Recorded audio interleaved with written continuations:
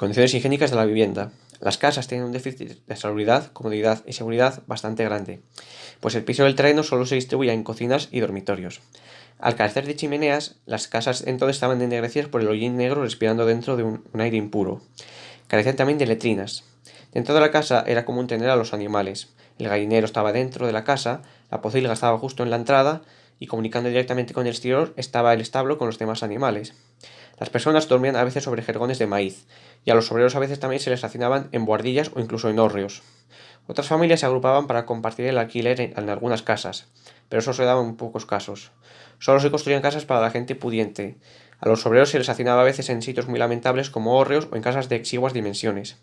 Otra característica era la vida, ya que se situaba a la media entre los 27 y 29 años, y debido a condiciones como las anteriores mencionadas, surgieron patologías como tifus, enfermedades respiratorias, bocio, problemas del corazón, aneurisma, vermes o incluso cloroanemia, en las mujeres sobre todo, esta última, debido a la falta de luz y el exceso de humedad. A los niños también producen grandes enfermedades que dificultaron su desarrollo corporal a veces en ciertos casos. Economatos, centros de salud, etc.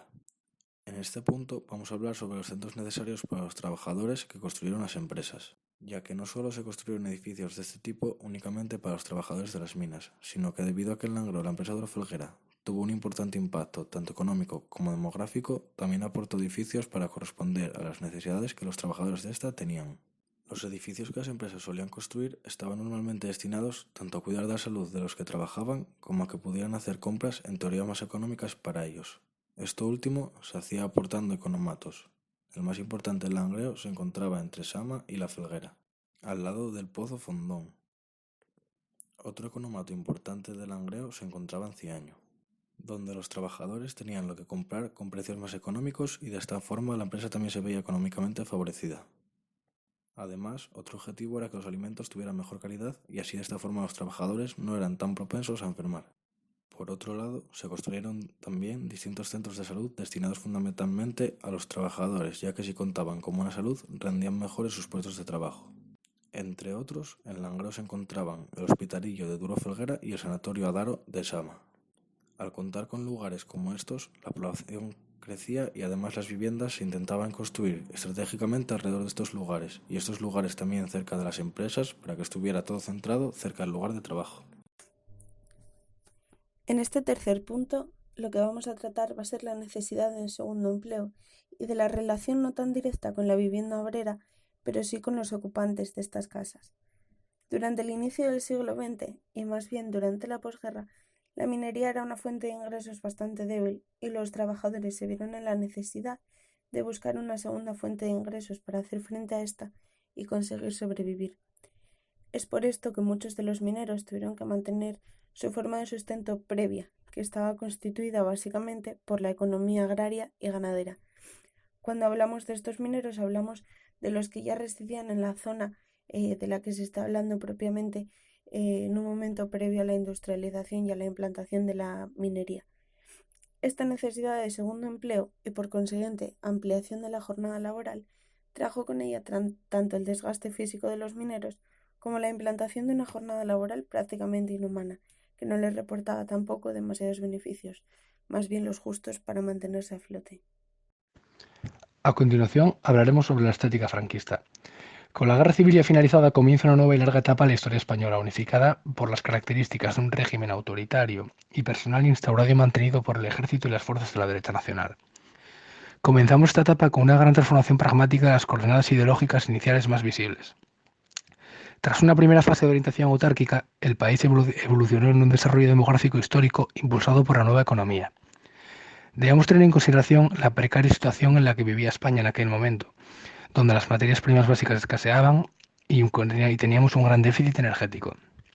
Sumado a esto, debemos tener en consideración el extremo aislamiento comercial y tecnológico que sufría el país tras la Segunda Guerra Mundial. Todo esto supuso la promulgación de leyes proteccionistas para la ordenación y defensa de la industria nacional.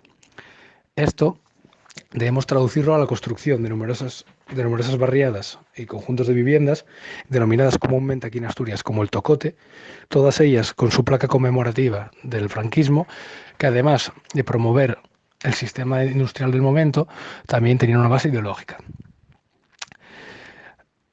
Hasta los primeros ingresos provenientes del turismo veíamos en esta situación. A partir de esto y la apertura de los mercados internacionales, una nueva modernización industrial llegó a España, dando lugar a un nuevo sistema socioeconómico que cambiaría el concepto de urbanismo industrial hasta finales de siglo.